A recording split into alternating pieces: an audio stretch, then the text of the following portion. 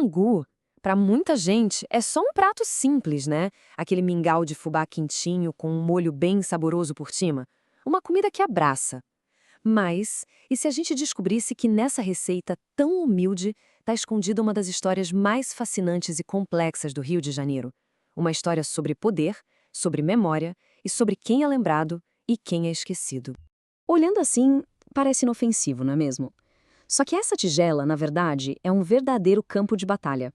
Uma disputa silenciosa pela memória de uma cidade inteira. Então, o que será que esse angu está querendo nos contar de verdade? Bom, vamos mergulhar nisso.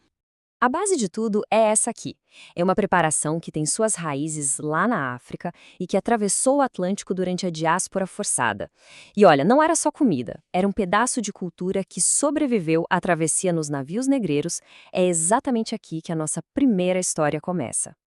Então, bora voltar lá atrás para conhecer a versão dessa história que, por muito tempo, ficou meio que nas sombras. A história do angu como um pilar de sobrevivência, de cuidado e principalmente de resistência para a comunidade negra no Brasil. Pensa só, no Rio de Janeiro dos séculos XVIII e XIX, o angu era o combustível que movia a cidade. Alimentava quem trabalhava no porto, as vendedoras de rua, as pessoas que literalmente construíram a capital. Era um elo direto com a ancestralidade, e muitas vezes a única coisa que garantia o sustento no fim do dia. E aqui a gente entende a profundidade da coisa. Essa citação, que foi resgatada da memória oral, é de arrepiar. Ela mostra que o angu ia muito além de matar a fome. Era um ato de cuidado coletivo. Imagina, depois de sessões de tortura no Pelourinho, quando a pessoa estava tão machucada que não conseguia nem mastigar, a comunidade se juntava para preparar o angu. Era um alimento que curava, um gesto de pura solidariedade contra a brutalidade da escravidão. E esse prato acabou dando nome a lugares fundamentais, os ungus. Eles eram muito mais que restaurantes, eram pontos de encontro, de festa, de articulação política. Eram refúgios seguros onde se podia ouvir um batuque, falar a língua de origem e organizar a resistência. E por serem tão importantes para a comunidade negra, é claro, logo viraram alvo de perseguição da polícia. E o próprio nome já entrega a história toda.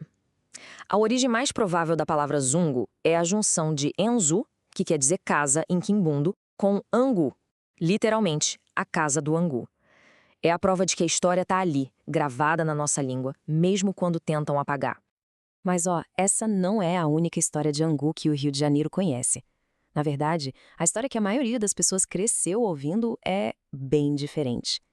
Vamos ver agora como uma outra narrativa nasceu e acabou se tornando a versão, digamos, oficial. Aí entra em cena Manuel Gomes, o famoso Seu Gomes. A história que ficou conhecida é que ele provou o angu vendido nas ruas do centro do Rio, o zangu feito por mulheres negras, e gostou da ideia. Só que ele não curtiu muito o acompanhamento de miúdos. Então ele teria aprimorado a receita, trocado os miúdos por carne e começado a vender a sua própria versão numa carrocinha. E o sucesso foi uma coisa de cinema. Começou com uma carrocinha em 55 e 10 anos depois, pá, já tinha um restaurante. A marca cresceu, virou um símbolo da cidade. Mas também sentiu o baque da modernidade, sabe? Acabou fechando as portas em 95, para depois ser ressuscitada em 2009, já com aquele ar de nostalgia carioca. E para ter uma ideia do tamanho desse fenômeno, dá uma olhada nesse número aqui, 80. No auge, o Angu do Gomes chegou a ter cerca de 80 carrocinhas espalhadas pela cidade. 80. Da Praça 15 à Zona Sul, virou uma verdadeira febre. E foi assim que o Angu do Gomes foi absorvido pela cultura boêmia da cidade. Virou a comida da madrugada, o ponto de encontro de artistas, músicos, intelectuais. Foi se construindo essa imagem de um prato democrático que unia todo mundo, sabe? E essa imagem se fixou na memória afetiva do Rio. Então, chegamos aqui com duas histórias superpoderosas sobre o mesmo prato.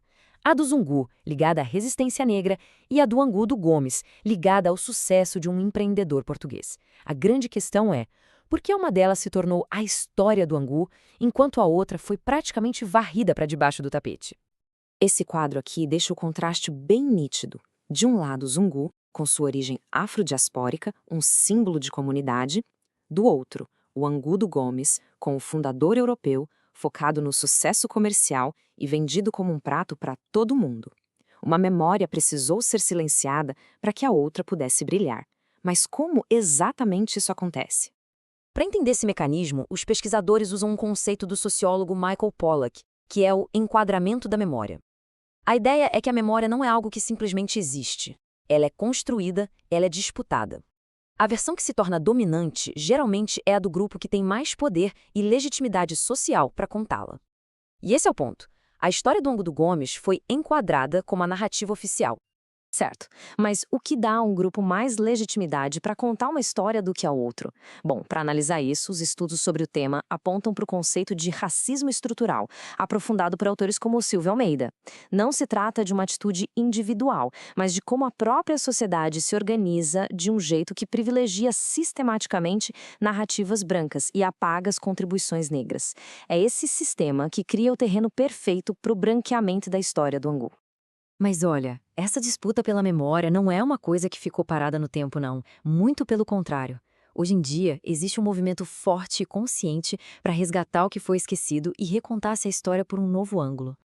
Isso está acontecendo exatamente no coração de tudo, lá na região portuária do Rio, conhecida como Pequena África.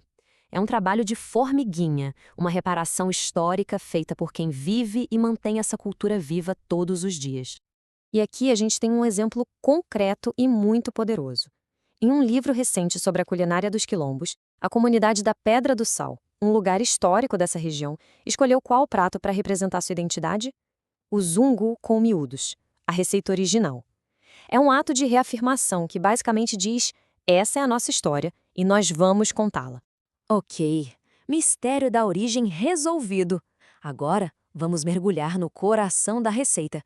Começando pela base de tudo, o alicerce do prato, o próprio angu. O angu é basicamente a tela em branco onde a mágica vai acontecer, um creme de fubá. Mas olha, não vamos nos enganar pela simplicidade. A textura aqui é tudo. Conseguir aquela consistência lisinha, aveludada, sem nenhum carocinho, é a primeira e mais importante missão. E o primeiro grande segredo para um angu perfeito tá aqui, ó, na escolha do fubá.